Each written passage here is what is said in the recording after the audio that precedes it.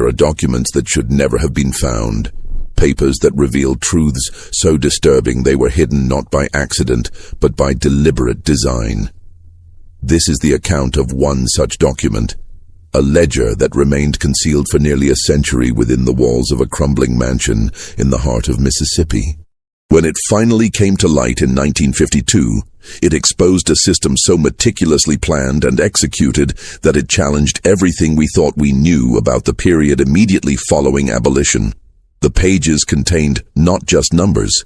They contained names, dates, and codes that, once deciphered, revealed what truly happened to thousands of people who believed they had won their freedom. This is the story of how that book was discovered, what it contained, and why some people went to extraordinary lengths to ensure it would never be read. Thomas Whitfield was 28 years old when he accepted the position of assistant archivist at the Mississippi Historical Society in April 1952. A history graduate from Boston University, he had spent the previous 3 years cataloging Civil War documents in northern libraries, meticulous but relatively quiet work. The offer to come south arrived unexpectedly. A brief telegram from a man named Dr. Harold Vance, director of the society, seeking someone with experience in preserving antique documents. The salary was unremarkable, but the opportunity intrigued him. Thomas had always felt that the true history of the South after the war remained partially untold, obscured by official narratives and selective memories. His own grandfather had fought for the Union, returning home with stories that never quite matched the triumphant narrative of preserved Union and delivered freedom. There were gaps in the history, shadows that the textbooks didn't adequately illuminate. Thomas had built his academic career around exploring those shadows. He accepted the position, and 2 weeks later found himself driving down red dirt roads beneath the humid heat of Mississippi. The journey from Boston had taken 3 days.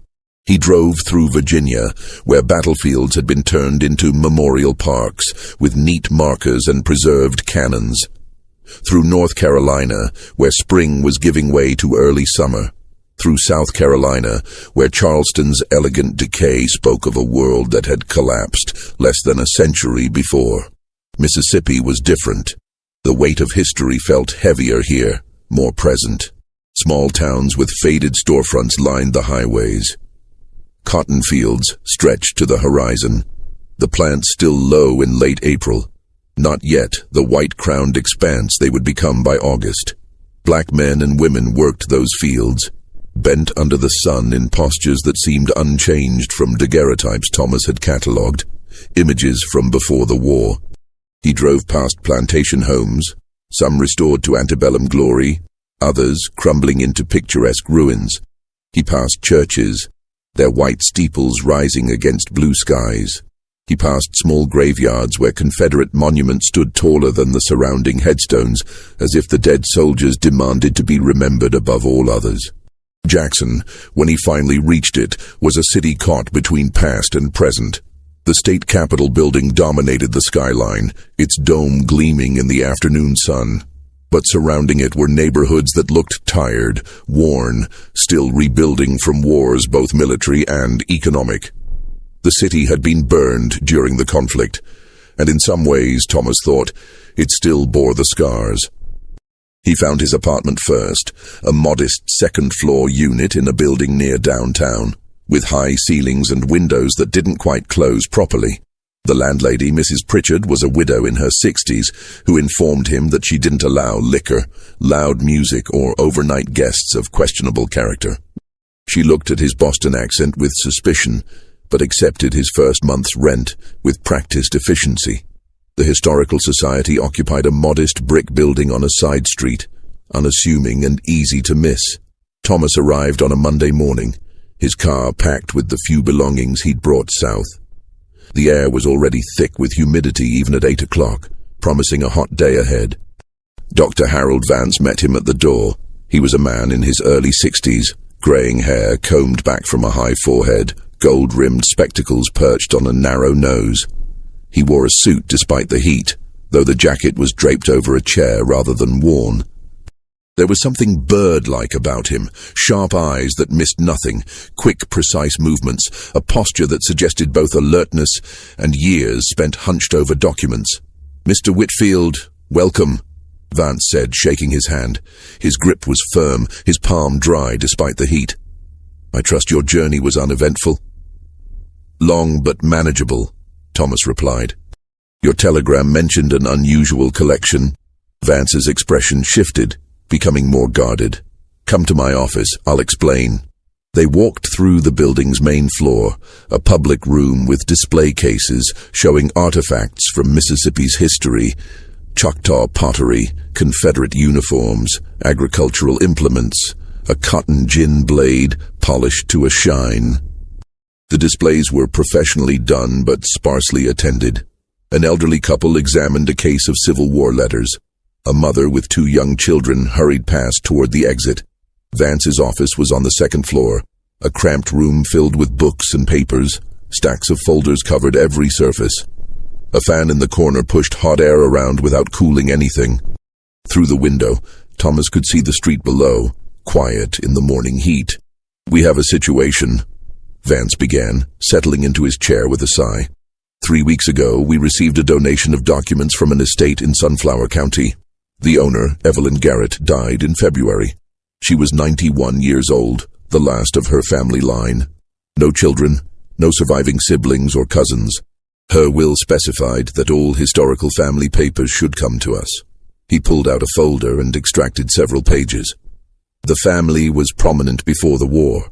Robert Garrett, Evelyn's grandfather, owned one of the largest cotton plantations in the Delta region, over 3,000 acres at its peak. The documents cover nearly 100 years, from 1820 to the beginning of this century. "How much material are we talking about?" Thomas asked. 43 crates, approximately 20,000 individual documents. Vance removed his glasses and cleaned them with a handkerchief. "Your task is to catalog everything, assess the historical value, and prepare the most significant items for permanent archival. It's a 6-month project at minimum, possibly longer." Thomas felt a familiar excitement. This was exactly the kind of work he loved, diving into raw historical material, piecing together narratives from fragments. "When can I start?" "Immediately, if you'd like. I'll show you the storage room." Vance led him down a narrow corridor to a back room. He opened the door to reveal a small space completely taken over by wooden crates stacked to the ceiling. The smell hit Thomas immediately. Old paper, leather, mildew, dust, with an underlying mustiness that spoke of decades in imperfect storage. Some of the crates were professionally made, others were clearly improvised from whatever wood had been available. "The estate lawyer delivered them personally," Vance said. He seemed uncomfortable, made several comments about the family's privacy, about handling certain materials with discretion. When I asked him to be more specific, he became evasive, said we'd understand when we examined the collection. Thomas stepped into the room, running his hand along one of the crates. The wood was rough, splintering in places. "And you haven't started cataloging yet?" "I did a preliminary survey. Opened perhaps 6 or 7 crates just to assess the general content. Business records, personal correspondence, legal documents. Standard material for a wealthy family of that era, but..." Vance hesitated. "There were some things that struck me as odd. Contracts with unusual terms. Letters that seemed to be written in some kind of code or private language. Nothing definitive, but enough to make me think we needed someone with specialized experience. Hence the telegram to Boston. Hence the telegram." Vance checked his watch. "I have a board meeting this afternoon, but you're welcome to begin. Take your time with the initial assessment. Make notes on anything that seems significant. We'll discuss your findings at the end of each week." After Vance left, Thomas stood alone in the room full of crates. 43 of them, 20,000 documents, 6 months of work, possibly more. He rolled up his sleeves, pulled the first crate toward him, and pried off the lid. The documents spilled out like artifacts from a forgotten civilization. Thomas worked methodically, creating categories as he went: personal correspondence, business records, legal documents, property records, household accounts. He set up a work table in the corner of the storage room, brought in a desk lamp, and began the slow process of examination and classification. The earliest documents dated from the 1820s, letters from Robert Garrett's father discussing the purchase of land in Mississippi, then still a frontier region. The letters painted a picture of ambition and opportunity. "The soil here is rich beyond description," one letter read. "Cotton grows with such vigor that a man with capital and labor can make his fortune in a single generation." Labor. The word appeared again and again in those early letters, always capitalized, always meaning the same thing. By 1830, Robert Garrett had purchased 53 people. By 1840, that number had grown to 118. By 1850, 207. The ledgers recorded them with the same clinical detail as livestock: names, ages, physical descriptions, skills, values. Thomas had seen such documents before in northern archives, but always at a distance, always as historical artifacts divorced from their immediate context. Here, surrounded by the accumulated debris of the family that had owned these people, the reality felt more immediate, more visceral.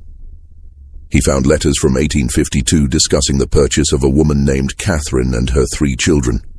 The seller praised Catherine's skills as a seamstress and cook. The price was $2,600 for the family. Thomas found himself staring at that number, trying to reconcile the figure with the human beings it represented.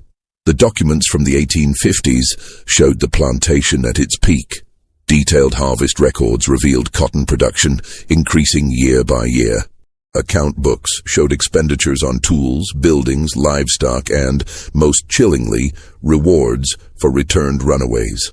One entry from 1857, $25 paid to J. Patterson for return of Gabriel, recaptured in Vicksburg. There were inventories that listed people alongside furniture. In the main house, 1 mahogany dining table, 12 chairs, 1 sideboard, 1 silver tea service. In service to the household: Rose, cook, age 34; Martha, housekeeper, age 41; Lucy, personal maid, age 19. Thomas worked through that first week in a state of controlled disturbance. He had studied this history, understood it intellectually, but something about handling the actual documents, seeing the handwriting of people who had treated other humans as property, made it terrifyingly concrete. On Wednesday afternoon, he found a ledger from 1859 that stopped him cold. It was titled "Breeding Record" and contained entries tracking births, noting parentage, recording infant mortality rates. The entries were matter-of-fact. Rose delivered a boy child on March 14th, healthy, added to nursery group. Or, Martha's infant died in the night, cause uncertain. Thomas set the ledger aside and stepped outside, needing air. The street was quiet in the afternoon heat.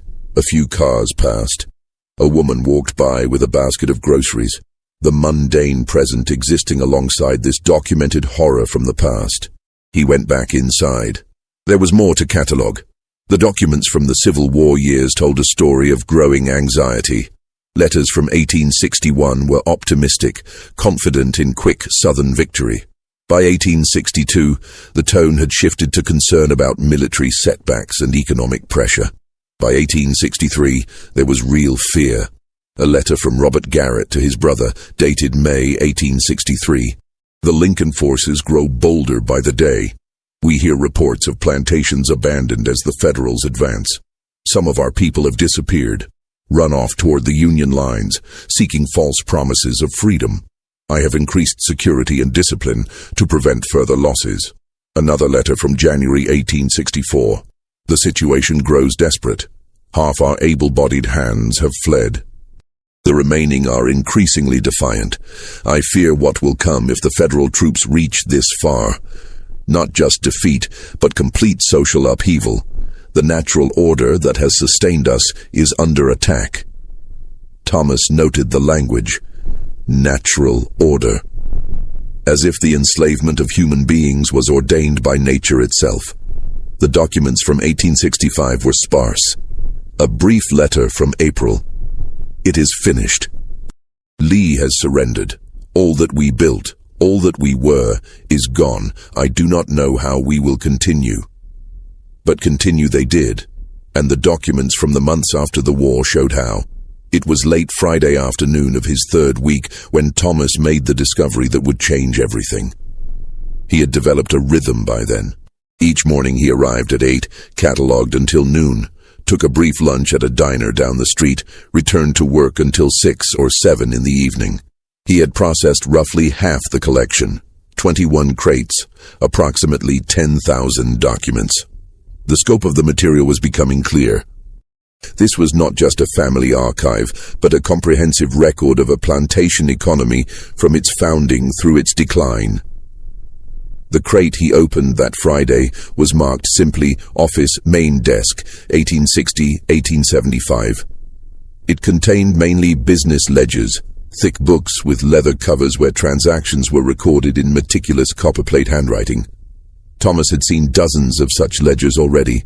They were important for economic historians, but generally tedious to examine, page after page of numbers, dates, commodities, prices. He pulled out the first ledger and opened it. Cotton sales from 1860. 17 pages of entries detailing bales sold, prices received, buyers' names, shipping information. Valuable data for someone studying agricultural economics, but not his primary focus at the moment. The second ledger covered the years 1861-1863. Similar content, sales, purchases, expenditures. The numbers showed declining revenues as the war progressed, matching what Thomas had seen in the correspondence. The third ledger was different. It was larger than the others, bound in dark brown leather that was cracked with age. The cover bore no title or date, just a small brass clasp that had long since lost its lock mechanism. Thomas opened it and found what appeared to be routine plantation records from 1865-1866, cotton production, tool purchases, building repairs. But something felt wrong. The book was too thick. The spine was wider than the number of written pages would require. Thomas set it aside and continued cataloguing, but his eyes kept returning to it. Finally, at nearly 6 o'clock, he picked up the ledger again and examined it more carefully. He opened it flat on the table, studying the binding. The leather cover extended about half an inch beyond the edge of the pages. Normal for books of this era. But when he pressed on the back cover, he felt something yield slightly, as if there was space between the leather and the wood backing. His heart began to beat faster. He had seen secret compartments in books before. In the Boston archives, he'd catalogued a family Bible with a hidden space where jewelry had been concealed during the war. This felt similar. He retrieved a thin letter opener from his desk and carefully worked it under the edge of the leather lining on the inside back cover.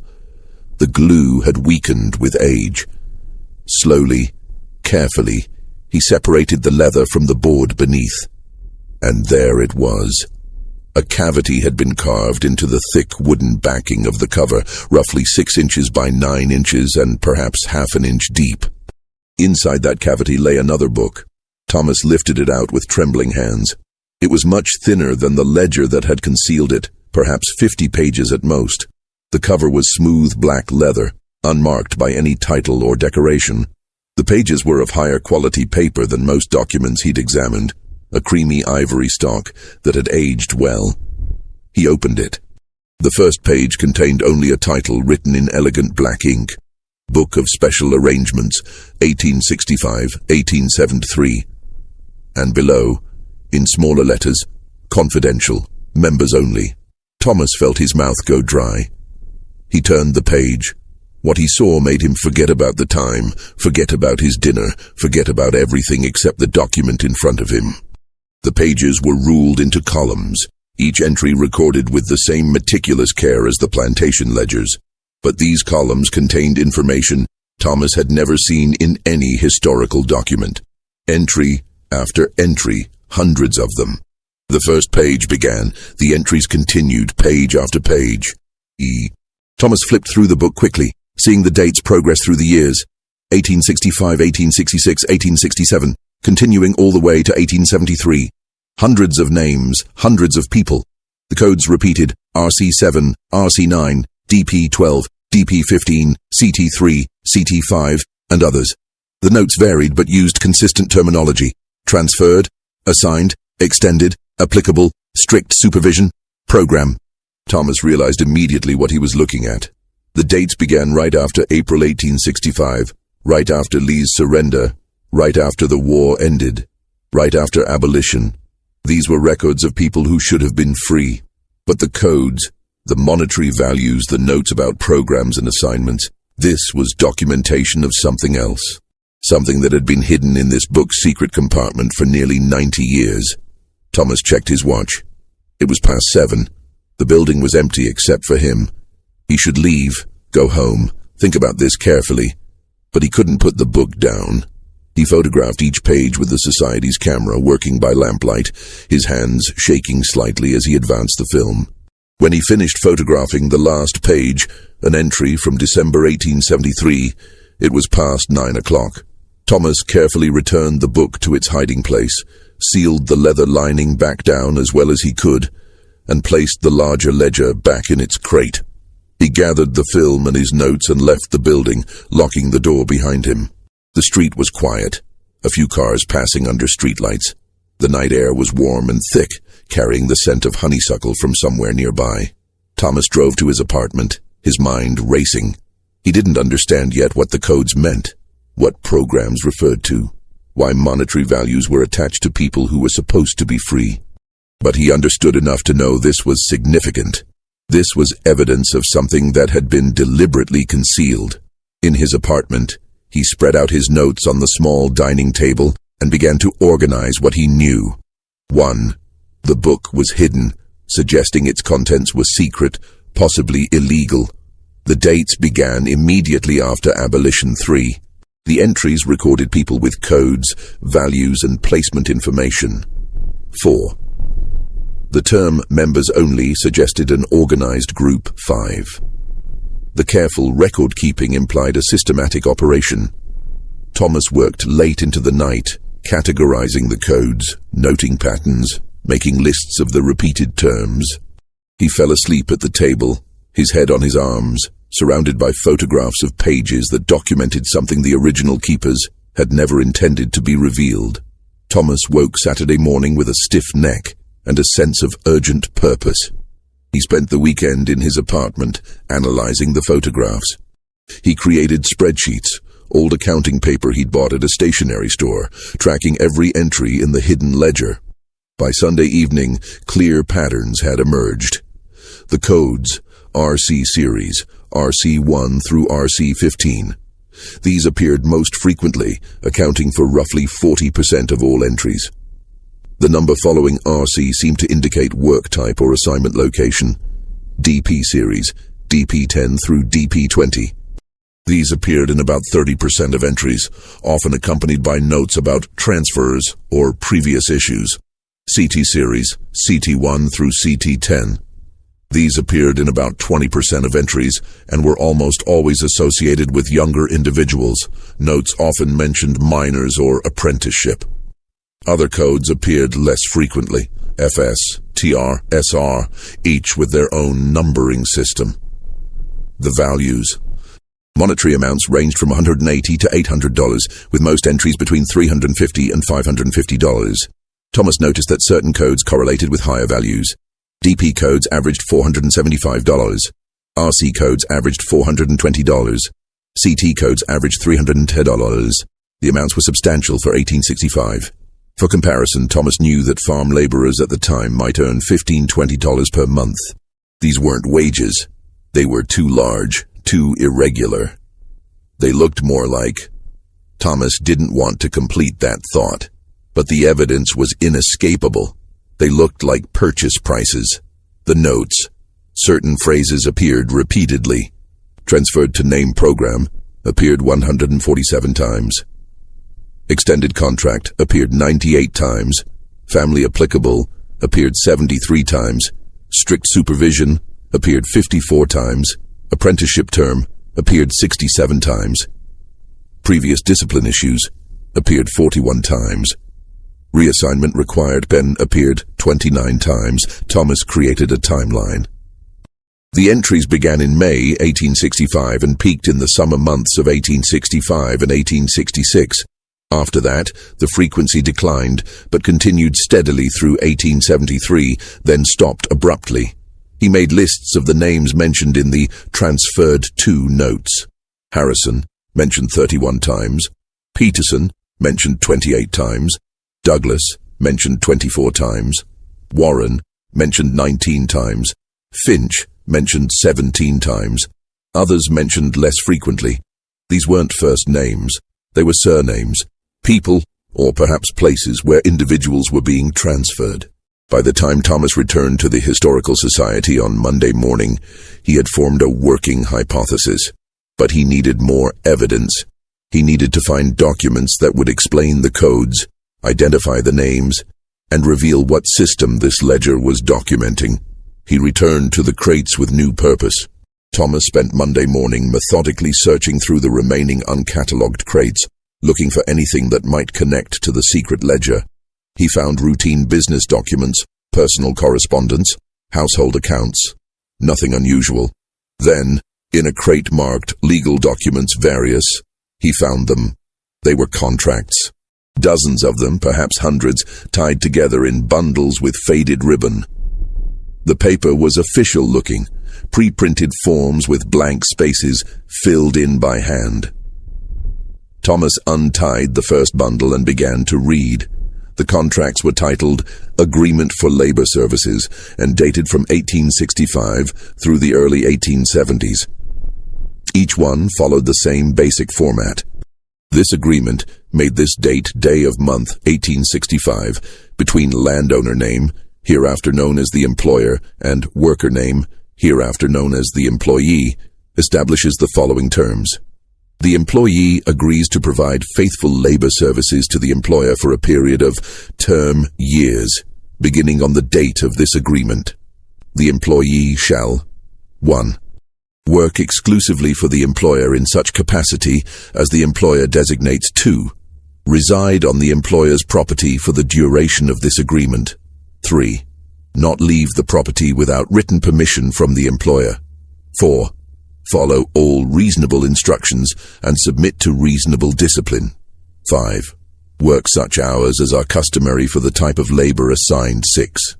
Care for all tools and property entrusted to them. The employer agrees to provide 1. Housing appropriate to the employee's station. 2. Food rations sufficient for health. 3.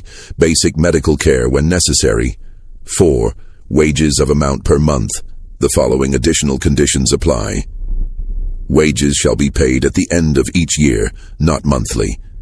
Deductions shall be made for housing $3 month, food $8 month, medical care actual cost, clothing actual cost, tools actual cost, damages to property assessed value.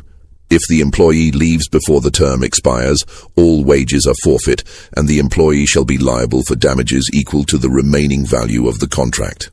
The employer retains the right to transfer this contract to another party with similar interests. Any disputes shall be resolved by local magistrate selected by the employer. If the employee has family members also entering into agreements, said agreements shall be considered jointly binding, signed, and witnessed this day. Thomas read contract after contract, his stomach tightening with each one. On the surface, they looked legitimate, employment agreements between landowners and free laborers. But the terms, he did quick calculations. If someone earned $12 per month but had deductions of $11 per month, $3 for housing, $8 for food, they would net only $12 per year. And that assumed no other deductions for clothing, medical care, tools, or damages. In practice, workers could easily end up owing money rather than earning it. The clauses about leaving were particularly insidious. Leave before the term expired and you lost everything, years of labor with no compensation, and you became liable for damages that could be assessed at any amount. The clause about family members being jointly binding meant that if you had a spouse or children also under contract, you couldn't leave without abandoning them. If one family member violated their contract, the whole family could face penalties. And then Thomas noticed something that made his blood run cold. In the upper right corner of many contracts, written in light pencil, were codes. He pulled out several contracts and compared them. A contract for Sarah Miller, dated May 12, 1865, bore the code RC7. He checked his notes from the secret ledger. Sarah M., dated May 14, 1865, code RC7. The dates didn't match exactly, but they were close, within days, and the codes were identical. Thomas spread out dozens of contracts on the work table and began cross-referencing them against his photographs of the secret ledger. Again and again he found matches. Joseph Kendrick, contract dated June 1, 1865, code DP12. Joseph K., ledger entry, June 3, 1865, code DP12. Hannah Travis, contract dated June 26, 1865, code RC7. Hannah T., a ledger entry June 28, 1865, code RC7. Daniel Robinson, contract dated June 30, 1865, code RC9. Daniel R., ledger entry July 2, 1865, code RC9. The pattern was unmistakable. The people signing these contracts were the same people listed in the secret ledger. The contracts were signed first. Then a few days later, entries appeared in the ledger with codes and monetary values. Thomas found a contract that made the connection even clearer. It was for a man named Marcus Davis, dated July 13, 1865. The contract term was 5 years. In the margins, someone had written in neat script, transferred to DP15 category per previous incidents. Harrison placement approved. Value assessment, $640. And later in the bundle of contracts, he found a second document for Marcus Davis, dated July 16, 1865. This one was different, a transfer of contract agreement. It stated that Robert Garrett was transferring Marcus Davis's labor contract to William Harrison of Harrison Plantation, Harrison County. The transfer price, $640. Thomas sat back in his chair, his hands shaking.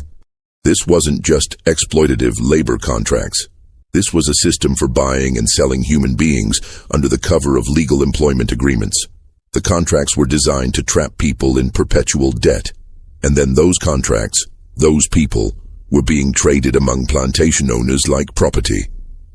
Abolition had made slavery illegal, but these men had found a way to continue it under a different name. Thomas spent the next 3 days in a state of controlled obsession. He catalogued every contract, created cross-references to the secret ledger, and began mapping the network of names that appeared in the transfer documents. The scale was staggering.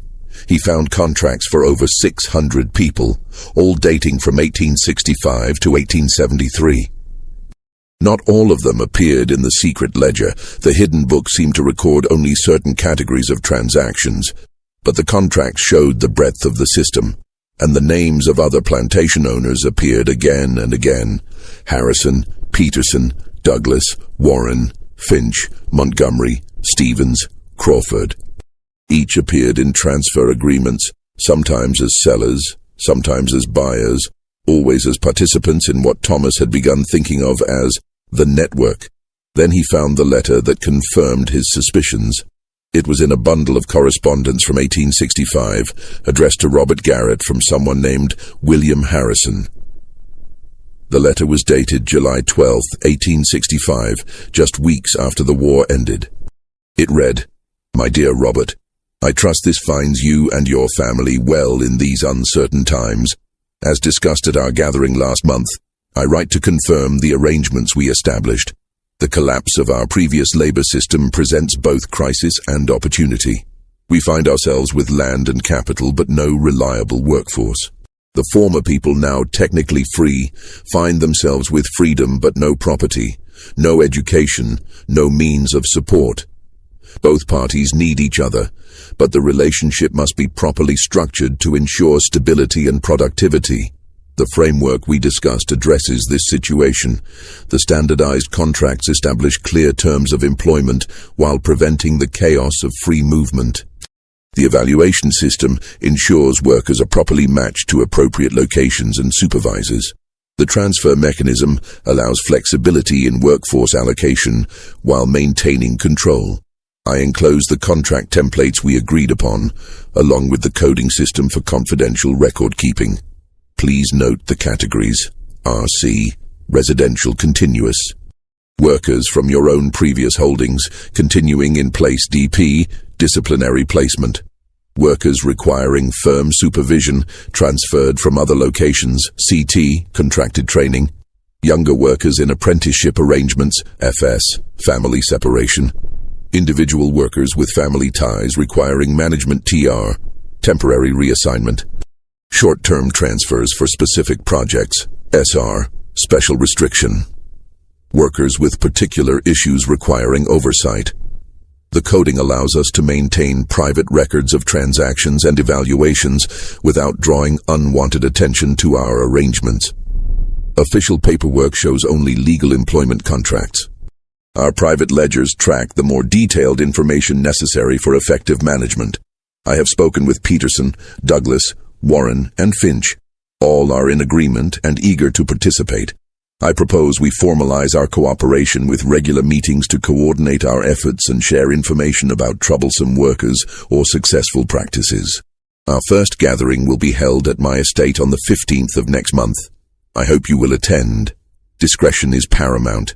We meet under the auspices of the Delta Agricultural Preservation Society, a name that should draw no particular notice while accurately reflecting our purpose. The federal authorities are currently too distracted by political conflicts to pay close attention to local labor arrangements. But we must be cautious. Everything we do must appear legal and voluntary.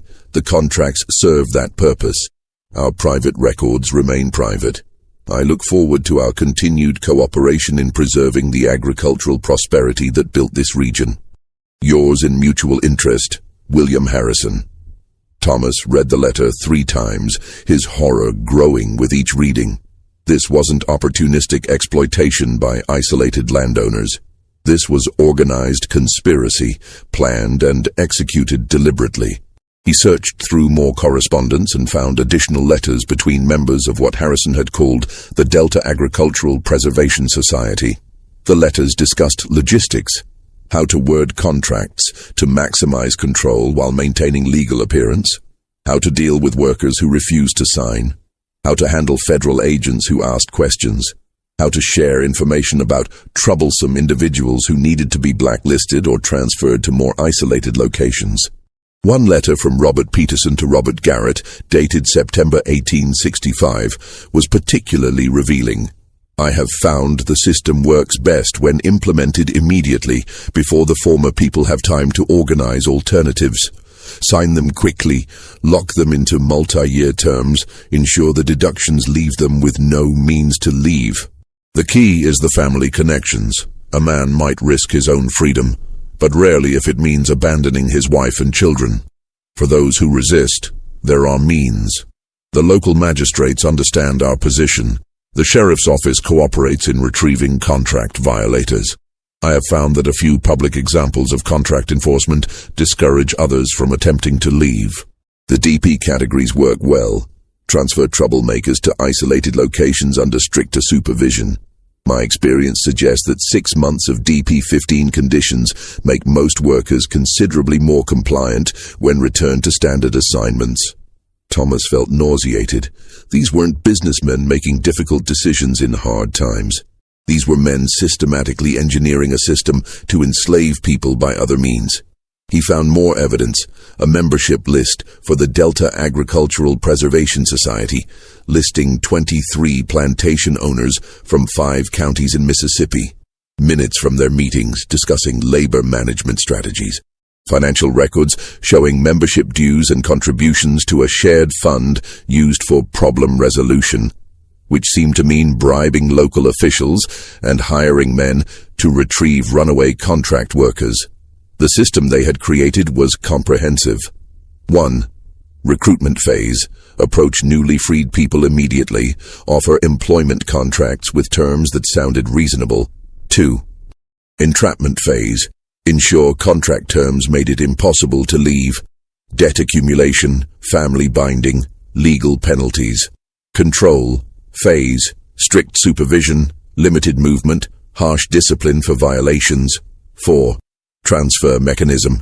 Trade workers among network members based on needs and behavioral issues. 5. Legal protection. Maintain facade of voluntary employment while using contracts, local officials, and intimidation to enforce compliance. And the secret ledger documented it all. Not the official story of voluntary employment contracts, but the reality. People being assigned codes, assessed monetary values, transferred like property among network members. Thomas found entries in the ledger that showed the system's evolution. Early entries from 1865-1866 were straightforward. Person signed contract, received code, entered into system. But later entries showed complications. Behind each entry was a person who had believed freedom was coming, only to find themselves trapped in a new form of bondage. As Thomas continued to catalogue the documents, he began to find fragments of the human stories behind the ledger entries. Letters written by workers to family members, confiscated and filed with property records. Testimony from legal proceedings. Notes from plantation overseers about specific individuals. One file contained a letter dated June 1866 from a woman named Sarah Miller to her sister in Memphis. The letter had apparently been confiscated before it could be sent. "Dear Lottie, I write hoping this reaches you, though I have little faith it will. They watch us close and we cannot leave without papers. When freedom came, I thought everything would change, but it is not so different as I hoped. Mr. Garrett came to us in May last year, just after the soldiers left. He said we could stay and work for wages. We had nowhere else to go, no money, nowhere to get food. So we signed papers. We could not read them, but he said it was just for work, that we would be paid. The wages never come. He says we owe for the cabin, for food, for clothes, for everything. After the owing is counted, there is nothing left. When Joseph tried to leave last month to find other work, they brought him back, made him sign new papers. Now he cannot leave for 5 more years. They call us free, but how are we free when we cannot leave? How are we free when we are watched and counted and punished for the same things as before? The only difference is the words they use. I think of you in Memphis with your new husband and your new life. I am glad you got away before this started. Tell your children about me so they will remember. I do not know when I will see you again. Your sister Sarah." The letter was dated June 1866. By then, according to additional documents Thomas found, Sarah Miller had been transferred to Harrison's plantation in a deal worth $450. She never saw her sister again. She died in 1871, still under contract, still technically free but practically enslaved. Another file contained testimony from a legal proceeding in 1869. A man named Marcus Davis had attempted to sue for freedom from his contract, claiming it violated his rights. The testimony was transcribed. Mr. Davis states, "I signed the paper in July 1865 because they said it was for work. I did not know it said 5 years. I cannot read. They said I would be paid money. I have never been paid.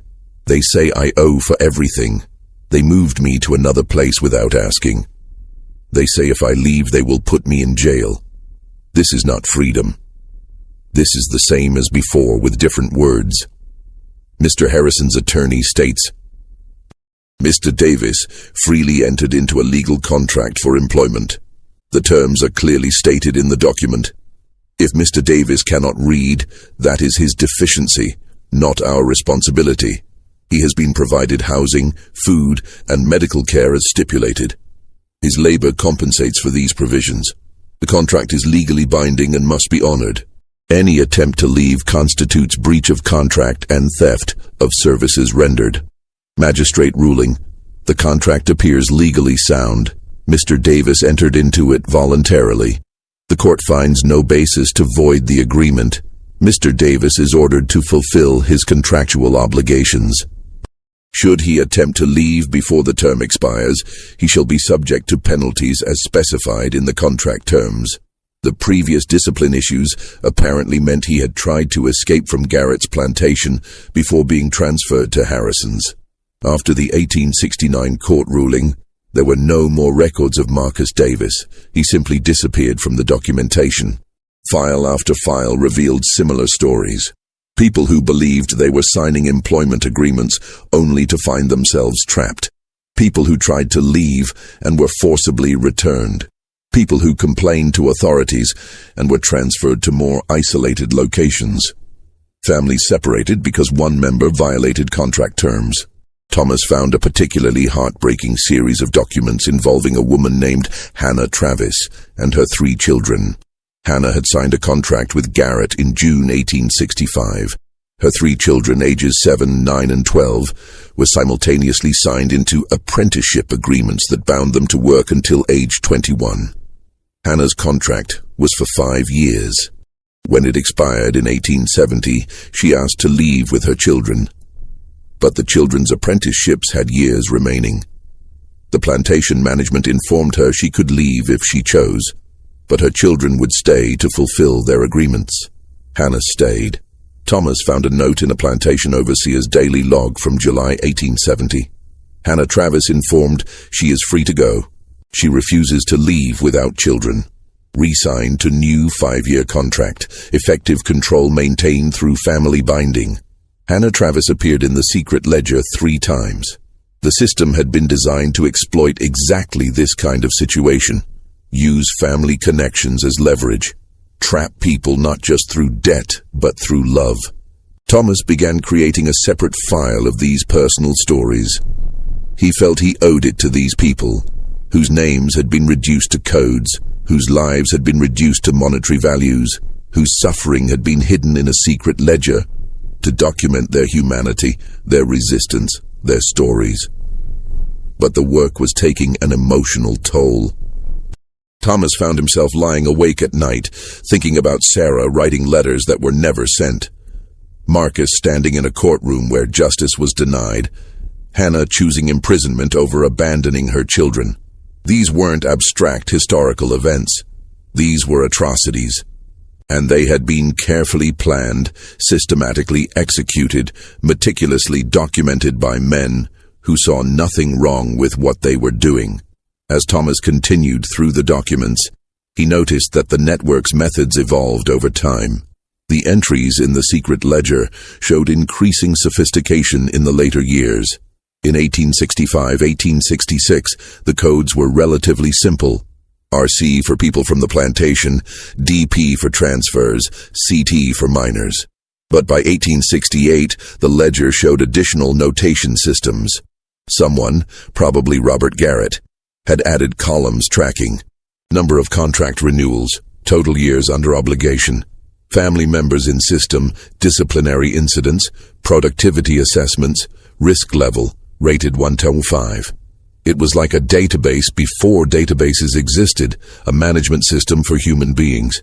Thomas found training documents, actual written guidelines for how to manage workers under the contract system. One document, titled Best Practices for Labor Retention, was particularly chilling. Experience has shown the following methods most effective. 1. Contract duration. Initial contracts of 3 to 5 years are optimal. Shorter terms allow workers too much flexibility. Longer terms may face legal scrutiny. Renewal contracts should extend terms based on accumulated debt. 2. Debt management. Ensure deductions exceed wages but by amounts small enough to appear reasonable. Food charges of $6 to $10 per month, housing charges of $2 to $4 per month create steady debt accumulation without appearing excessive in any single category. 3. Family binding. Whenever possible, sign entire families.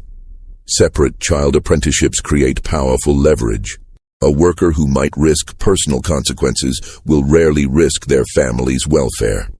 4. Mobility restriction. Require written permission for any departure from property. Track all movement.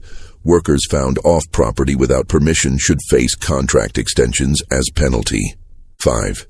Information control. Limit workers' contact with outside parties. Monitor correspondence. Discourage visits from family members not under contract. Prevent organization or collective action. 6.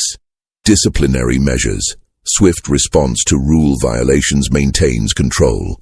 Recommended penalties, contract extensions, wage forfeitures, transfer to harsher conditions, family separation as final resort. 7. Legal appearance. Maintain proper documentation. All actions must have contractual basis. Use local legal authorities to enforce contract terms. Present system as legitimate employment relationship. 8. Network cooperation. Share information about troublesome workers. Support each other in contract enforcement. Present unified position to federal authorities. Regular coordination prevents workers from escaping system by moving between properties. Thomas felt sick reading it. This was a manual for oppression, written with the same calm professionalism as a farming almanac or bookkeeping guide. But what made it even more disturbing was that it worked. The ledger showed the system functioning with brutal efficiency. Of the 600 people whose contracts Thomas had found, he could document only 17 who successfully escaped the system before their contracts expired. Some died while under contract. The ledger noted these with simple entries. Deceased, contract terminated. Some aged out or completed their terms, but most remained trapped, cycling through contract renewals, accumulating debt, watched and controlled. The network's membership also evolved. Thomas found documents showing that by 1870, the original 23 members had grown to 37. Plantation owners from neighboring counties heard about the system and requested to join. The Delta Agricultural Preservation Society established formal membership procedures, including membership fee of $500, agreement to use standardized contracts, participation in information sharing, support for contract enforcement, confidential record keeping using approved coding systems, attendance at quarterly coordination meetings. The society even created committees. Legal affairs, managing relationships with local courts and law enforcement, workforce allocation, coordinating transfers between members, discipline and control, handling enforcement issues, external relations, managing interactions with federal authorities.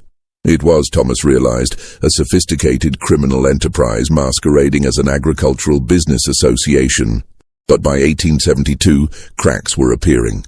Thomas found correspondence showing increasing anxiety among network members. A letter from Harrison to Garrett, March 1872. The federal presence is increasing. They are asking more questions about labor conditions. We must be more cautious with documentation. I suggest we limit written records of our more sensitive arrangements. Another letter from Peterson to Garrett, August 1872. Several workers have escaped to the north and are apparently telling their stories to abolitionist organizations. There is talk of new federal investigations. We may need to modify our practices or risk exposure. Minutes from a Delta Agricultural Preservation Society meeting, November 1872. Discussion of legal vulnerabilities. Growing federal scrutiny. Recommendation to gradually transition from explicit contract binding to more subtle sharecropping arrangements that achieve similar control with less legal risk. The secret ledger's final entries were from December 1873. After that, nothing. The system hadn't ended because the plantation owners suddenly developed consciences. It had ended because the legal and political environment had shifted enough to make the explicit contract system too risky. But Thomas found evidence that many of the same people simply transitioned to sharecropping, a system that trapped workers through debt and limited opportunities rather than explicit contracts. Different mechanism, similar result. The network had operated for 8 years. Based on the contracts and ledger entries, Thomas estimated that approximately 3,000 people had been trapped in the system during that time. 3,000 people who thought freedom had come, only to find themselves bound by paper chains instead of iron ones. Thomas had been working alone for nearly 3 weeks since discovering the secret ledger. He had kept it hidden, continuing to photograph and document while wrestling with what to do with the information. Part of him wanted to immediately expose everything, publish the findings, contact newspapers, shout from the rooftops about what he had discovered. But another part urged caution. He needed to understand the full scope, verify every detail, build an undeniable case. And if he was being honest with himself, he was also afraid. The people who had operated this system were long dead, but their descendants still lived in Mississippi, still had power and influence. What would happen when he revealed that some of the state's most prominent families had conspired to enslave people after abolition? Finally, on a Thursday morning in late May, Thomas made his decision. He gathered the secret ledger, the most damning contracts, the correspondence about the network, and the personal stories he had documented. He organized everything into a comprehensive file and went to Dr. Vance's office. Vance was at his desk, working through a stack of correspondence. He looked up when Thomas knocked. "Mr. Whitfield, come in. How is the cataloging proceeding?" "Dr. Vance, I need to show you something significant." Thomas closed the office door and laid out the documents on Vance's desk. He explained the discovery of the hidden ledger, the contracts with their restrictive terms, the correspondence revealing the Delta Agricultural Preservation Society, the evidence of an organized system to trap freed people into continued bondage. He spoke for nearly 30 minutes, walking Vance through the evidence piece by piece. The older man listened in silence, examining the documents with trembling hands. When Thomas finished, Vance removed his glasses and rubbed his eyes. He looked older, suddenly, tired. "I was afraid of this," Vance said quietly. Thomas felt his stomach drop. "You knew?"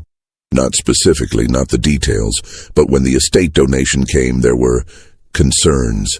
Vance set his glasses on the desk. Evelyn Garrett's lawyer sent a private letter along with the transfer papers. He suggested that some materials might be historically significant, but sensitive. He didn't specify what. "I assumed documents related to slavery before the war. That's disturbing enough, but at least historically acknowledged. This," he gestured at the ledger, "this is worse than I imagined." "What do we do?" Thomas asked. Vance was silent for a long moment, staring at the secret ledger. "That's the question, isn't it? This evidence exposes crimes even if the perpetrators are long dead. It implicates some of the most prominent families in the state, families whose descendants still have considerable power and influence. Are you suggesting we hide it?" Thomas felt anger rising in his chest. "No, absolutely not. But I'm asking you to consider the consequences of revealing it. There will be resistance, powerful resistance. People will say we're stirring up old wounds, that it serves no purpose to expose events from so long ago, that we're attacking respected families with information taken from their private papers. These aren't private papers anymore. They were donated to a historical society. And this isn't about attacking families. It's about historical truth. These people," Thomas pointed to the names in the ledger, "they deserve to have their stories told. What happened to them matters." Vance nodded slowly. "I agree completely, but we need to be smart about this. If we simply announce the discovery, it will be dismissed as sensationalism, buried in controversy. We need to document everything meticulously, prepare for intense scrutiny, and go through proper channels." "What channels?" "Academic journals first. We need historians from outside Mississippi, people removed from local politics, to examine and validate the findings. We need their authority to support the authenticity and significance of these documents. Then, we can approach broader publication, possibly even a book documenting the complete collection." Thomas wanted to argue for immediate public disclosure, but he recognized the wisdom in Vance's approach. A careful, methodical revelation backed by scholarly authority would be harder to dismiss than a dramatic announcement. "How long will this take?" Thomas asked. "Months, certainly. Perhaps a year or more, but this discovery isn't going anywhere. We can afford to do this properly." Vance picked up the secret ledger carefully, as if it might burn his hands. "This is perhaps the most significant historical document I've encountered in 30 years of archival work. It changes our understanding of Reconstruction, of how abolition was resisted and subverted. We owe it to history and to the people documented in these pages to handle this correctly." Thomas agreed, though part of him chafed at the delay. He wanted justice for Sarah Miller and Marcus Davis and Hannah Travis, even if that justice was only the justice of having their stories told. "I'll need to bring this to the board of directors," Vance said. "The discovery is too significant to keep from them. But I'll recommend we begin preparing a scholarly presentation of the findings while maintaining confidentiality until we're ready for publication." "And if the board says no?" Vance met his eyes. "Then I'll resign, and we'll find another institution to work with. This is too important to bury. The board meeting took place the following Tuesday. Thomas wasn't invited to attend, but Dr. Vance promised to present the findings and advocate for proper scholarly publication. Thomas spent the day anxiously cataloging documents, unable to concentrate. At 5 o'clock, Vance appeared in the doorway of the storage room. His face was grim. "We need to talk."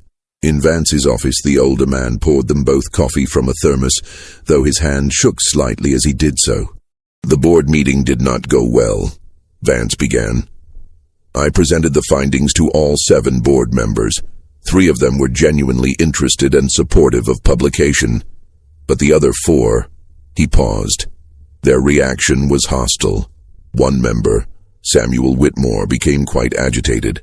Apparently his grandmother was a Garrett, a cousin to the family whose papers you've been cataloging. He views any negative revelation as an attack on his family's honor. "But it's not about honor," Thomas protested. "It's about truth. For some people, there's no distinction." Whitmore argued that publishing this material would serve no purpose except to embarrass respected families and inflame racial tensions. He claimed we have no right to air what he called private family matters, and suggested that doing so would violate the terms of the estate donation. That's nonsense. The papers were donated to a historical society, specifically for historical preservation and scholarship. I made that argument. It didn't matter. Whitmore has significant influence on the board. By the end of the meeting, 2 of the originally supportive members had shifted to his position. The board voted 5-2 against proceeding with publication at this time. Thomas felt fury rising. They can't just bury this. Technically they can. They control the institution's publications, but Vance leaned forward. They can't control us.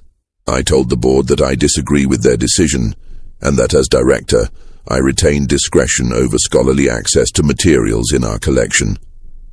I will continue preparing documentation of these findings and will share them with qualified researchers. If the board objects to that interpretation of my authority, I will resign. What did they say? Whitmore threatened exactly that, demanded I resign. But 2 other board members, the ones who voted with me, defended my position. We ended in a stalemate. I remain as director for now, but with clear opposition from a majority of the board. So what do? Vance smiled slightly. We continue the work. We document everything.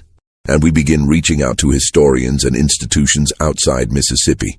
The board controls this institution, but they don't control the entire academic world. Over the following week, Vance began making quiet contacts. He wrote to colleagues at universities in the North, historians who specialized in reconstruction. He described the discovery in general terms, gauging interest in examining the materials. The response was overwhelmingly positive. Every historian Vance contacted expressed intense interest in reviewing the documents. Several began making plans to visit Jackson to examine the collection firsthand. But the resistance was growing too. Thomas began noticing subtle changes in his work environment. The custodian, who had always greeted him cheerfully, now avoided eye contact. The secretary, who had been helpful with supplies, became curt and unhelpful. He overheard conversations that stopped abruptly when he approached. Then one morning, Thomas arrived to find the lock on the storage room had been changed. His key no longer worked. He found Dr. Vance, who looked furious. Whitmore's doing. He convinced the facilities manager to change the locks on several rooms, including document storage, claiming it was a security upgrade. I've ordered a new key for you, but it will take a few days. He's trying to block access to the documents. Yes, but he's not succeeding. I have a master key, and I'm authorizing you to work in my office with materials brought from storage. It's less convenient, but it will have to do. That afternoon, Thomas received a phone call at the society. A man who identified himself only as a concerned citizen told him that people are watching, and that certain historical matters are better left in the past. The call ended before Thomas could respond. He told Vance about it. The older man's expression darkened. I've received similar calls. Whoever is behind this wants to intimidate us. Is it working? On me? No. But I'm 63 years old with a modest pension already secure. You're 28 with a career ahead of you. I will understand if you want to step back from this. Thomas thought about Sarah Miller's letter, never sent. About Marcus Davis standing in a courtroom where justice was denied. About Hannah Travis choosing captivity over abandoning her children. I'm not stopping, he said. The following week brought escalating pressure. 2 board members formally called for Dr. Vance's dismissal.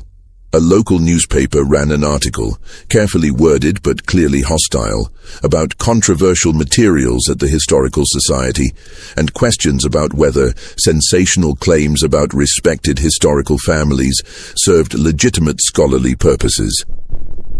Thomas's landlady, Mrs. Pritchard, mentioned that she had received inquiries about her tenant from concerned parties. She didn't elaborate, but her manner became cooler. Then the legal threats began. Thomas received a letter from an attorney representing several families, descendants of Delta Agricultural Preservation Society members. The letter claimed that any publication of materials from the Garrett estate would constitute defamation, invasion of privacy, and misuse of donated materials. It demanded that Thomas cease all work related to the documents and threatened legal action if he proceeded with publication. Similar letters went to Dr. Vance and to the Historical Society's board. Vance's response was to forward copies to the American Historical Association and the American Civil Liberties Union, both of which immediately expressed support for the scholar's right to examine and publish historical materials. They're desperate, Vance said. These legal threats have no merit. The documents are legitimately in our possession. The research is scholarly, and the First Amendment protects publication. But they're hoping to intimidate us or at least slow us down. Despite the pressure, or perhaps because of it, scholars began arriving to examine the documents. Professor Eleanor Wright from Yale came first, spending a week in Jackson reviewing the secret ledger and related materials. Her assessment was unequivocal. The documents were authentic, historically significant, and documented a systematic effort to subvert abolition. Professor James Morrison from the University of Chicago arrived next. His specialty was Reconstruction-era labor systems. He spent 3 weeks examining every contract, comparing them to similar documents from other states, building a comprehensive analysis of how the Mississippi network fit into broader patterns of exploitation. Both scholars began preparing articles for academic journals. Both faced pressure. Morrison received a call from a donor to his university, questioning why he was attacking the South. But both continued their work. By late July, Thomas and Vance had assembled a comprehensive documentation package, high-quality photographs of every page of the secret ledger, transcriptions of key contracts and correspondence, analysis of the network's structure and operations, biographical information on network members, and the personal stories of people caught in the system. Professor Wright helped them prepare a detailed article for the Journal of American History, one of the most prestigious historical publications. The article was titled, "The Delta Agricultural Preservation Society, a Case Study in Post-Abolition Labor Control." The journal's editor read the submission and immediately recognized its significance. He fast-tracked it through the peer review process. By September, the article was accepted for publication in the December 1952 issue. But before the article could appear, the story broke in an unexpected way. Her name was Margaret Foster, and she was an investigative journalist for the Chicago Daily Tribune. She had spent the past year researching a broader story about post-Civil War labor practices across the South, interviewing descendants of formerly enslaved people, examining court records, piecing together patterns of exploitation. She heard rumors about documents in Mississippi, whispers in academic circles about a significant discovery that was meeting local resistance. She made phone calls, contacted scholars, and eventually reached Professor Morrison, who mentioned his work with materials at the Mississippi Historical Society. Margaret arrived in Jackson in early August, armed with press credentials and a reputation for thorough, relentless reporting. She was 42 years old, with iron-gray hair and sharp eyes that missed nothing. "Doctor," Vance was initially hesitant to speak with her. "We're preparing scholarly publication. I'm not sure publicity right now is wise." But Thomas argued for cooperation. "The academic process is important, but it's also slow. These families are using their influence to suppress the story. A journalist with a major newspaper could make that suppression impossible." After discussion, they decided to give Margaret limited access, allowing her to examine the materials and conduct interviews, but asking her to hold publication until after the academic article appeared. Margaret agreed, and then spent 2 weeks in Jackson conducting the most thorough investigation Thomas had ever witnessed. She didn't just examine the documents, she cross-referenced them with census records, court proceedings, property records. She tracked down descendants of people named in the contracts. She located surviving court records from cases where workers had tried to challenge their contracts. She interviewed Thomas and Vance extensively. She contacted other scholars who had examined the materials. She even attempted to interview descendants of the plantation owners, though most refused to speak with her. One elderly woman, Catherine Morrison, did agree to an interview. She was the great-granddaughter of one of the network members. She told Margaret, "I know what my great-grandfather did. I found some old papers in our attic years ago, contracts with terrible terms. I tried to talk to my family about it, but they didn't want to hear it. They'd rather pretend it never happened. But it did happen, and I think people deserve to know the truth." Margaret's article was devastating in its detail. She didn't sensationalize, she simply presented the facts, letting the documents speak for themselves. She quoted extensively from the secret ledger, the contracts, the correspondence planning the network. She told the personal stories of Sarah Miller, Marcus Davis, Hannah Travis, and others. The article was titled, "Hidden Records Expose Post-Slavery Bondage System in Mississippi." It appeared on the front page of the Chicago Daily Tribune on September 14, 1952. The response was immediate and explosive. Northern newspapers picked up the story within days. The New York Times sent their own reporter to Jackson to verify the claims. Time magazine ran a feature about the discovery. Radio programs discussed it. Suddenly, the secret ledger that had been hidden for nearly a century was national news. In Mississippi, the reaction was mixed and intense. Some people were horrified by the revelations, expressing shame that such a system had operated in their state. Others were furious at what they saw as an attack on the South, claiming the documents were being misinterpreted or blown out of proportion. The families whose ancestors were named in the documents scrambled to respond. Some issued statements expressing regret for past actions. Others hired publicists to manage the crisis. A few maintained defiant silence. Several descendants filed lawsuits attempting to suppress publication of the documents, claiming invasion of privacy and defamation. None of the lawsuits succeeded.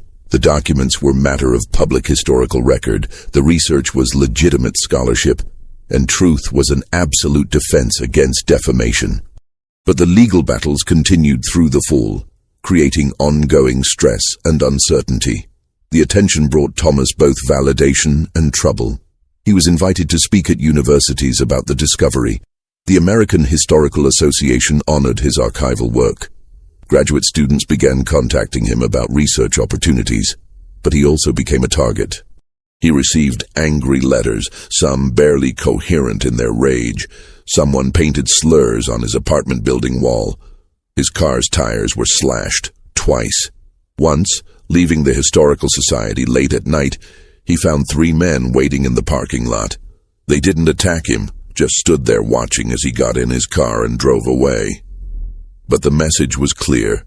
He was being watched, and he was unwelcome. Mrs. Pritchard, his landlady, asked him to leave.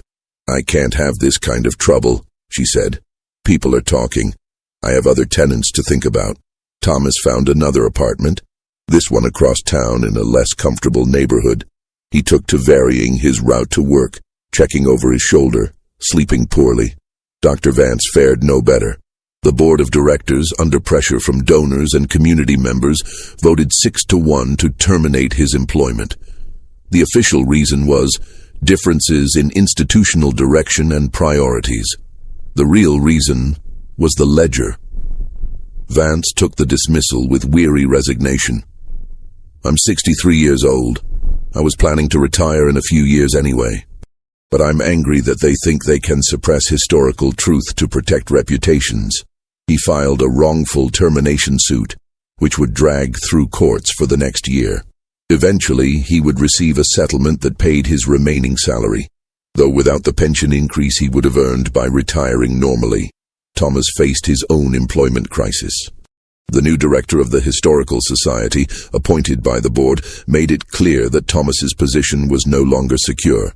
"Your contract is month to month," he was informed.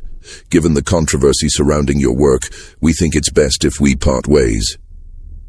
Thomas was being fired for uncovering historical truth, but opportunities emerged from unexpected quarters. Professor Wright at Yale offered him a research position.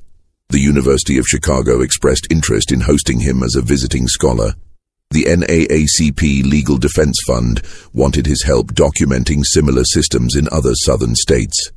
Thomas chose the Yale position.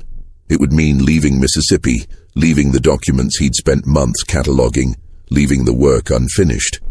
But staying no longer seemed safe or productive. Before he left, he spent a final day at the Historical Society, photographing the remaining materials he hadn't yet documented. The new director watched him suspiciously, as if Thomas might steal something. Dr. Vance came to say goodbye. They stood in the parking lot, the Mississippi heat pressing down like a heavy blanket. "You did important work here," Vance said. "Don't let anyone tell you otherwise. You gave voice to people who were silenced. You exposed a system that operated in darkness. That matters more than comfort or convenience." "I keep thinking about them," Thomas said. "Sarah Miller, Marcus Davis, all of them. All.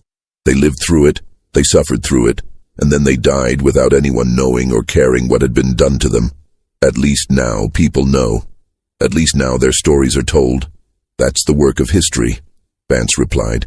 "Giving voice to the voiceless even decades after they're gone. You did that. Be proud." They shook hands. Thomas drove away from the Mississippi Historical Society for the last time, watching it disappear in his rearview mirror. At Yale, Thomas continued his research. The discovery of the Mississippi Ledger had sparked interest in examining similar systems throughout the South. Scholars began digging into archives in Georgia, Alabama, Louisiana, South Carolina, and they found evidence of similar practices. In Georgia, a researcher discovered a cache of contracts nearly identical to those Thomas had found in Mississippi, with the same restrictive terms, the same debt-trapping mechanisms, the same family-binding clauses. In Louisiana, correspondence between plantation owners revealed discussions of labor retention strategies and coordination to prevent workers from escaping by moving between parishes. In South Carolina, court records showed dozens of cases where freed people had been forced to return to plantations to fulfill contracts they often couldn't read and didn't understand. The pattern was clear. The Mississippi network wasn't unique. Similar systems had operated across the South. Organized efforts by former slave owners to maintain control and extract labor even after abolition made slavery illegal. Academic conferences were organized to study these findings. Books were published analyzing the legal mechanisms used to circumvent freedom.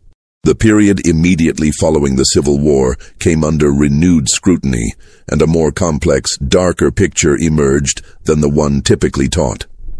Thomas became a leading expert on what scholars began calling neo-bondage, systems that maintained many characteristics of enslavement under technically legal but profoundly unjust structures. He published articles in journals, gave lectures at universities, collaborated with other researchers examining post-war labor exploitation. The work brought him professional recognition, but also personal isolation. He struggled to maintain relationships, always preoccupied with the research, always thinking about the people whose stories he was uncovering. In 1956, he published a book titled Freedom Betrayed: Contract, Labor, and Economic Bondage in the Post-War South. It won academic awards and became required reading in many universities, but it was also banned in several southern school districts, condemned as propaganda by some, and celebrated as crucial historical revelation by others. The book dedicated its final chapter to the personal stories Thomas had uncovered. Sarah Miller writing letters that were never sent, Marcus Davis seeking justice in a courthouse that denied it, Hannah Travis choosing imprisonment over abandoning her children. He felt he owed them that. Recognition not just as data points but as human beings who had suffered and resisted. Reviews of the book were divided along predictable lines. Northern academics praised it as groundbreaking scholarship. Southern newspapers called it a hatchet job designed to smear the region. The truth, as always, was more complicated than either characterization allowed. Among the hundreds of letters Thomas received after his book was published, one stood out. It arrived in early 1957, written in careful script on plain stationery. Dear Professor Whitfield, my name is Dorothy Carter. I am 73 years old, and I live in Chicago, though I was born in Mississippi in 1884. I am writing because I saw your book in the library, and when I read it, I cried for 3 hours. My grandmother's name was Elizabeth Richardson. She died when I was 15, so I knew her well, heard her stories directly. She told me about the plantation where she worked after freedom came. She told me about signing papers she couldn't read, about being told she owed money for her housing and food, about trying to leave once and being brought back. When I was a child listening to her stories, I didn't understand. I thought maybe she was confused, or maybe she was exaggerating because the memories were painful. How could she be enslaved after slavery ended? It didn't make sense to me. But then I read your book. I read about the contracts, the codes, the network, and I understood. It wasn't confusion or exaggeration. It was real. It was a system. My grandmother was trapped in exactly the kind of arrangement you describe. She finally escaped in 1871, walked 50 miles to Memphis with nothing but the clothes on her back and my infant mother wrapped in a shawl. She never went back to Mississippi, never felt safe there again. She worked as a laundress in Memphis, saved enough money to send my mother to school, gave us a life. But she never felt truly free, not completely. She had nightmares until the day she died, dreams about being caught, about being forced back. I didn't understand that either when I was young. How could you not feel free if you were free? Now I understand. Because freedom on paper isn't the same as freedom in fact. Because trauma stays with you. Because when you've been betrayed once, you never fully trust again. I'm writing to thank you. Thank you for proving it was real. Thank you for documenting what happened. Thank you for giving voice to what my grandmother experienced. When people ask me about her life, I can now show them your book and say, this is what she lived through. This is why she left Mississippi and never returned. This is why she had nightmares. This is why freedom for her was always complicated. Thank you for honoring their stories. Thank you for your courage in telling the truth, even when people didn't want to hear it. With deep gratitude, Dorothy Carter. Thomas read the letter sitting at his desk in his office at Yale. When he finished, he set it down carefully and found that his hands were shaking. This was why the work mattered. Not the academic recognition or the professional advancement, but this. Giving Dorothy Carter the answer to questions she'd carried since childhood, proving that her grandmother's suffering was real, was documented, was part of a larger pattern. He wrote back immediately, Dear Mrs. Carter, thank you for your letter. It means more to me than I can adequately express.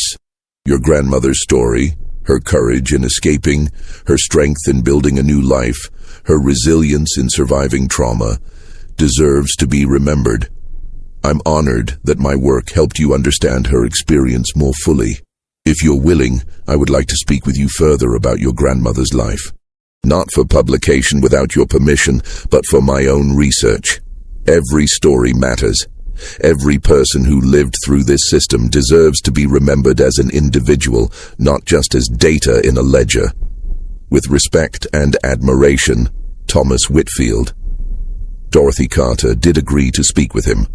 They corresponded for the next several years, and she shared family stories, documents, photographs. Thomas included Elizabeth Richardson's story in later publications with Dorothy's permission, and he kept Dorothy's letter on his desk, in a frame. On difficult days, When he questioned whether the work was worth the cost, whether exposing painful history served any purpose, he read it again. Thomas never returned to Mississippi. The state that had been the site of his most significant discovery remained forever associated with the threats, the pressure, the forced departure. He built his career at Yale, eventually earning a full professorship, becoming a respected authority on Reconstruction and post-war labor systems. He married in 1960. Her name was Ellen, and she was a high school history teacher who shared his passion for education and social justice. She understood the importance of his work, even when it consumed him, which it often did.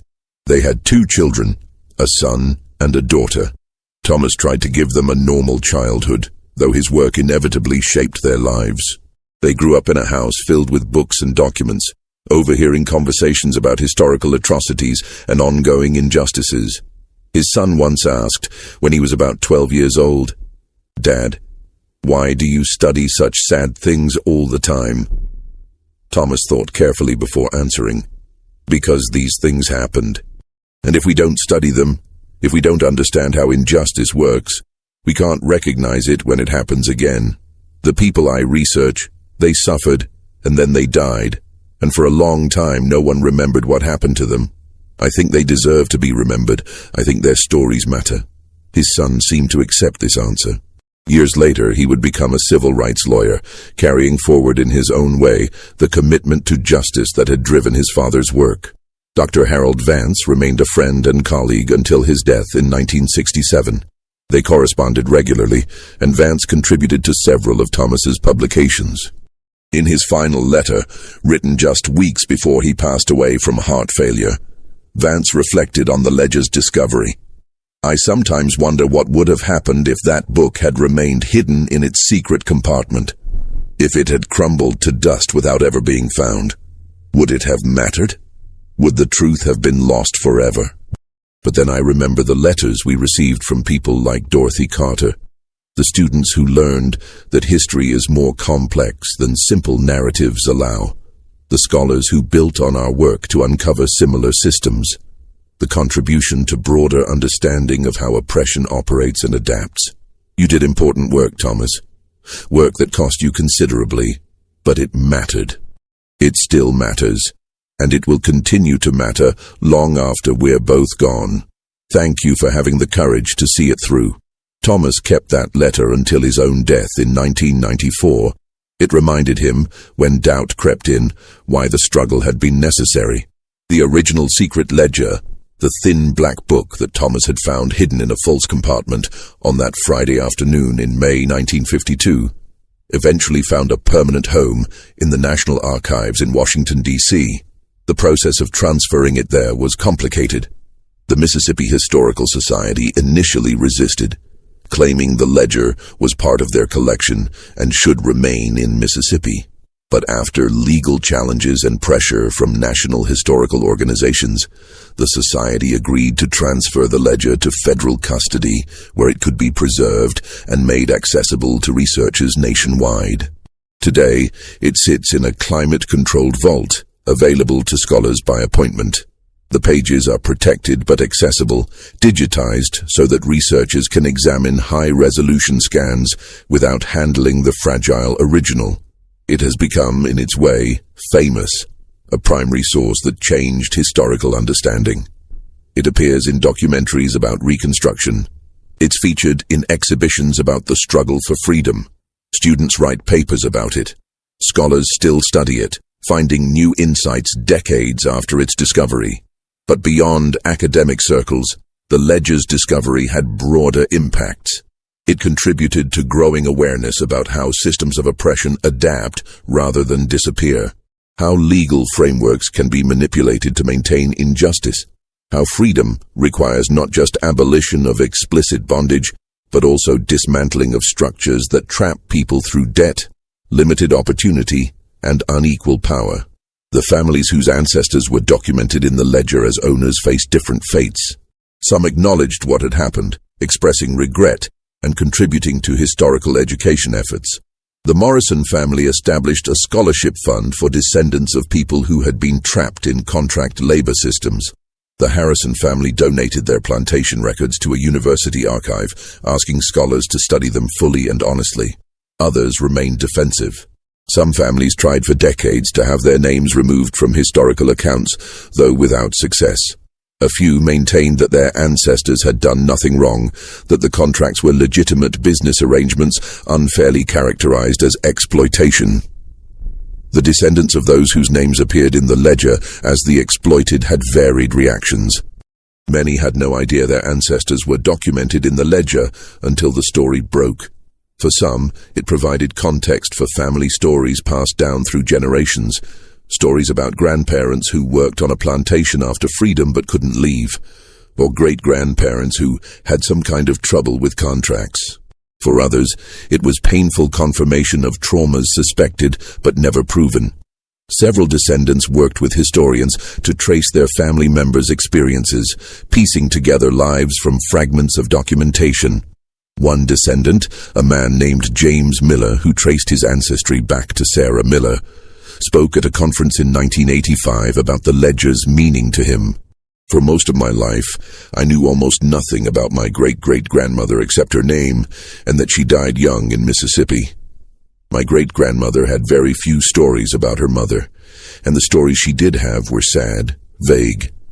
Just that life was very hard, that she couldn't leave the plantation, that she died before she was 40. When I learned about the ledger, when I saw her name there, Sarah M., May 14, 1865, RC7, it was like a light turning on in a dark room. Suddenly I understood. She wasn't just unlucky. She wasn't just stuck in bad circumstances. She was trapped in a system designed to trap her. That knowledge is painful, but it's also validating. It proves that her suffering was real, was documented, was part of something larger than individual misfortune, and it makes me grateful to the people who brought this history to light, even though it was difficult and controversial to do so. In the decades since the ledger's discovery, historians have used it as a lens through which to examine other systems of exploitation. The patterns documented in that thin black book, debt trapping, contract manipulation, family binding, mobility restriction, legal facade over practical enslavement, appeared in other contexts. Researchers found similar mechanisms in convict leasing systems, where people were arrested on minor charges and leased to plantations as forced labor. They found parallels in sharecropping arrangements that trapped families in perpetual debt. They saw echoes in migrant labor systems with manipulated contracts and withheld wages. The ledger became a tool for understanding how power operates, how those with resources and influence can subvert laws meant to protect the vulnerable, how systems can be designed to appear legal while functioning oppressively. Modern researchers have even drawn connections to contemporary issues. Immigration systems where workers' legal status depends on employer sponsorship, creating vulnerability to exploitation. Prison labor, where incarcerated people work for minimal or no wages. Debt that traps people in predatory lending arrangements or prevents escape from abusive situations. The specific system documented in the ledger ended in the 1870s, but the patterns it revealed, the methods, the rationalizations, the systematic nature of exploitation, continued in various forms. Thomas, in his later writings, reflected on this. The Delta Agricultural Preservation Society operated for less than a decade. The specific contracts they used are long obsolete. The men who designed this system are long dead. But the impulse that drove them, the desire to control, to profit from others' labor, to maintain hierarchies of power, that impulse did not die. What the ledger teaches us is not just history. It teaches us to recognize patterns, to look beneath surface legality to practical reality, to understand that oppression adapts, taking new forms when old forms are prohibited. The ledger is a warning as much as a historical record. It warns us that noble words on paper, whether emancipation proclamations or constitutional amendments, mean nothing without enforcement and vigilance. It warns us that those who benefit from injustice will seek ways to continue it under new names. It warns us that freedom is not a gift given once, but a condition that must be constantly defended and expanded. The ledger itself, the physical object, bears marks of its history. The black leather cover is worn smooth in places where hands held it. The spine is cracked from being opened repeatedly. The pages are slightly wavy, suggesting exposure to humidity during its decades hidden in Mississippi. Forensic analysis conducted in the 1970s revealed interesting details.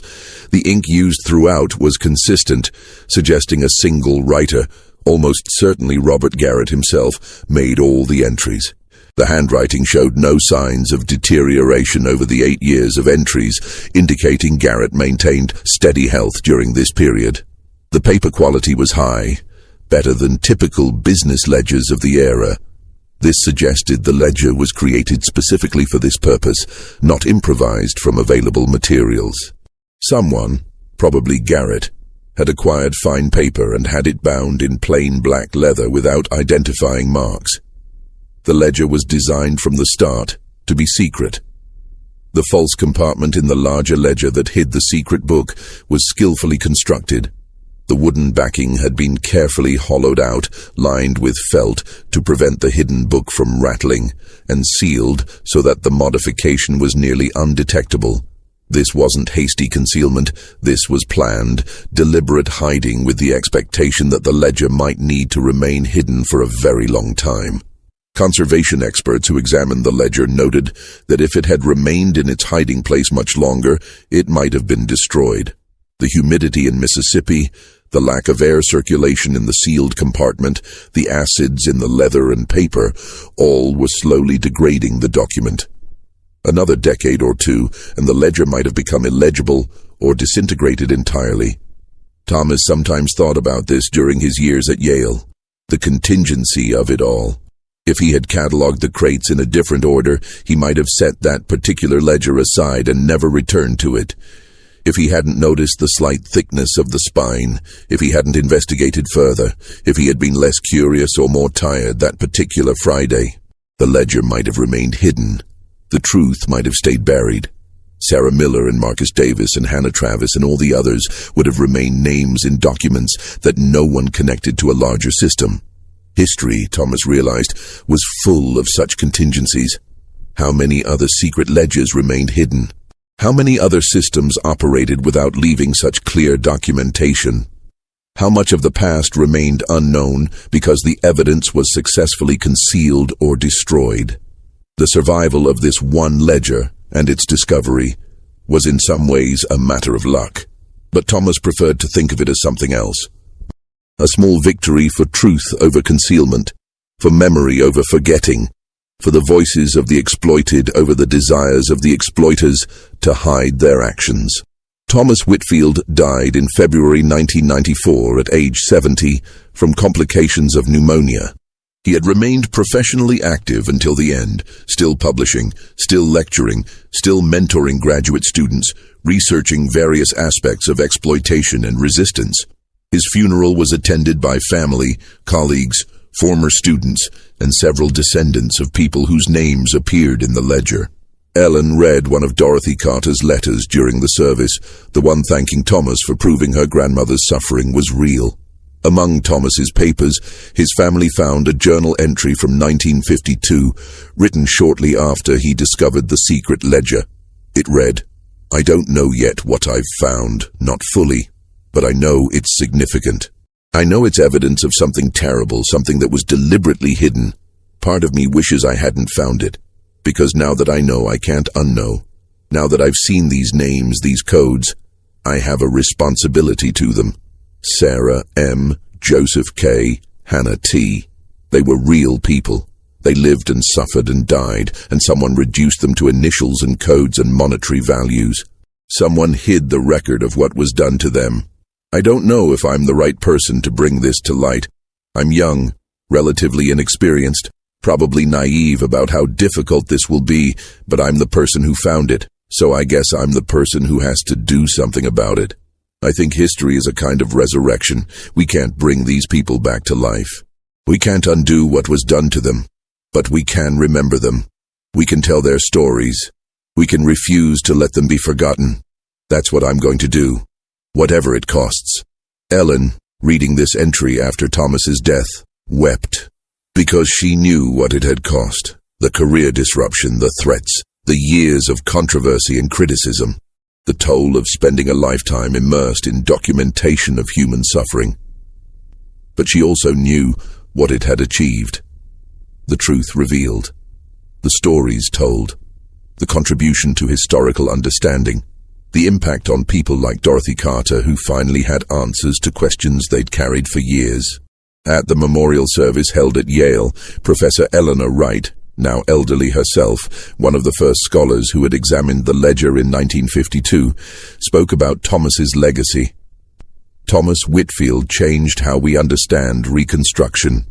Before his discovery of the Delta Agricultural Preservation Society ledger, we knew that the post-war period was difficult for freed people.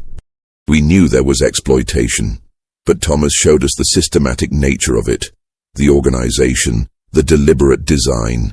He showed us that this wasn't just economic hardship or social prejudice. It was calculated, coordinated oppression. But more than that, Thomas showed us what it means to be a historian. It means having the courage to reveal uncomfortable truths. It means giving voice to the voiceless. It means persisting even when powerful interests want you to stop. It means understanding that history isn't just about the past. It's about how we understand ourselves and our society in the present. The ledger still exists. The evidence is still there. Future generations will continue to study it, to learn from it, to grapple with what it reveals. That's Thomas's legacy, not just the discovery but the commitment to truth that drove him to share it despite the costs. The plantation where Robert Garrett operated his part of the network no longer exists as such. The land was subdivided over the years, sold off piece by piece. The main house burned down in 1967. Some said arson, others claimed faulty wiring. No one was ever charged. The land was eventually developed into housing subdivisions and commercial property. Nothing remains of the physical plantation except some property markers, a few old foundations visible in overgrown lots, and faded photographs in archives.